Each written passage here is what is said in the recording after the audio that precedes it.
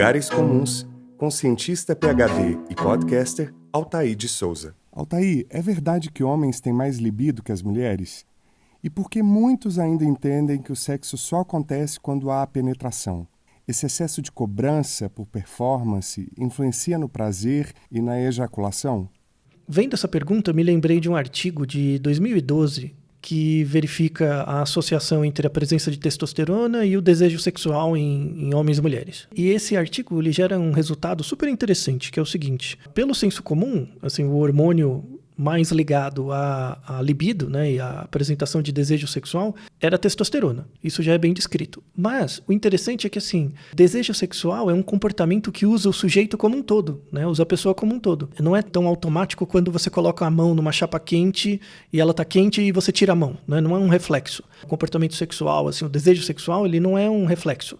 Ele usa o comportamento do sujeito como um todo. E aí tem resultados bem interessantes desse artigo que mostra assim, no caso do homem, por exemplo, homens com mais testosterona não necessariamente têm mais desejo sexual. Isso é regulado, por exemplo, por outros atributos, pela presença de um parceiro, pelo desejo por um parceiro, algo do tipo. E nas mulheres a testosterona, como ela já tem uma quantidade menor, ela é regulada sim, ela é associada com o desejo sexual, mas muito mais voltada à masturbação do que necessariamente o desejo por uma outra pessoa.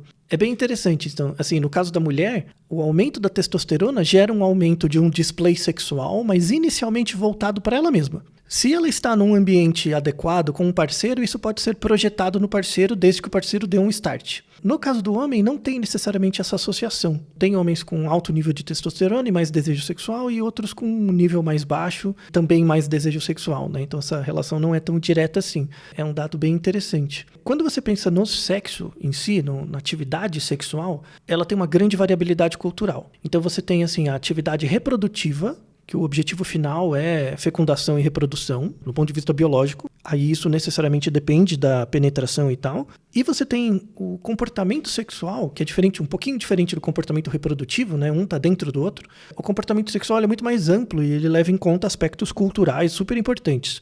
Ele tem uma diversidade maior, ele tem um espectro de usos, não só de curto prazo, como o comportamento reprodutivo, mas de longo prazo. O comportamento reprodutivo ele é sempre de curto prazo, né? Ele termina na ejaculação. O comportamento sexual ele é algo que tem um componente de curto prazo, mas também tem algo de longo prazo, que é a preparação, que é o vínculo, e não são coisas separadas, elas acontecem juntas. E aí, como homens e mulheres têm um papel reprodutivo diferente, eles usam esses dois elementos, o comportamento reprodutivo e o comportamento sexual, de formas diferentes. O hormônio tem um papel nisso, mas é muito menor do que o que as pessoas acham, em geral. A questão do excesso de cobrança por performance e tal, tem muito mais a ver com a visão do homem do que da mulher, em geral. Claro que tem exceções, tá? Quando você sai do caso geral para o particular, você sempre vai encontrar uma exceção.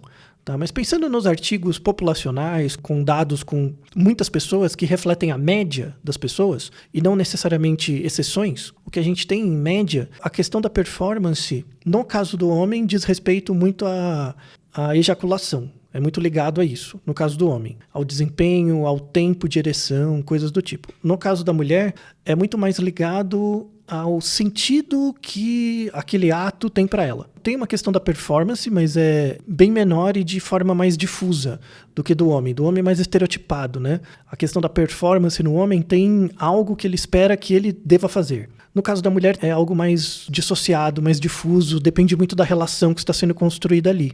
Assim, o grande problema é a falta de diálogo. Para muito antes disso, assim, você conversar com o parceiro, enfim, sobre o que você define, por exemplo, como performance. Essa é uma pergunta que as pessoas deviam fazer e elas se fazem poucas, né, para os parceiros. Você conversar com o parceiro, o que para você é um sexo bom?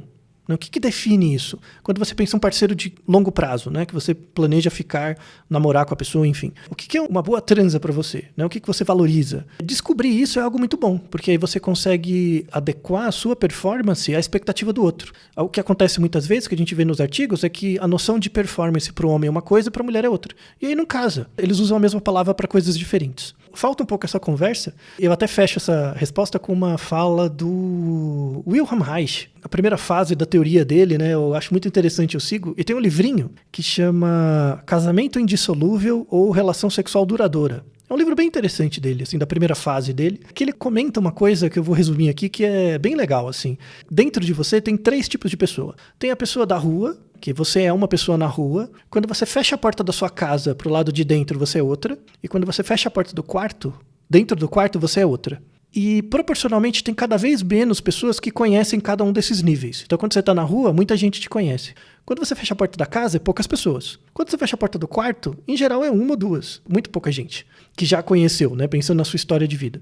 Para cada um desses níveis, né, tem um nível de diálogo diferente também. E tem um nível de compromisso com a relação diferente. O que acontece é que, quanto mais para dentro a gente fica, menos a gente fala com o outro. E, na verdade, esse outro que é um outro mais importante, né? Porque passa mais tempo, divide coisas com a gente que a gente não mostra. E é uma informação muito útil de ser compartilhada, né? Então, assim, na verdade, devia ser o contrário, né? A gente fala muito com as pessoas na rua, médio com as pessoas dentro de casa e muito pouco dentro do quarto, né? Pensando nesses níveis. Quando na verdade, um relacionamento saudável deveria ser um pouco mais perto do contrário. Você tem uma pessoa que você consegue dentro do quarto conversar de forma franca em todos os níveis, e aí o grau de interação, né, tende a diminuir um pouco, se tornar mais diversificado. É interessante porque hoje em dia a gente nunca viveu numa sociedade tão conectada e tão solitária. Tão solitária porque você tem milhares de amigos, às vezes, no Instagram, no Facebook, no LinkedIn, no que quer que seja, no Twitter. Quando você para pensar, você não tem ninguém, nenhuma pessoa que você consegue trocar uma ideia de boa, de verdade.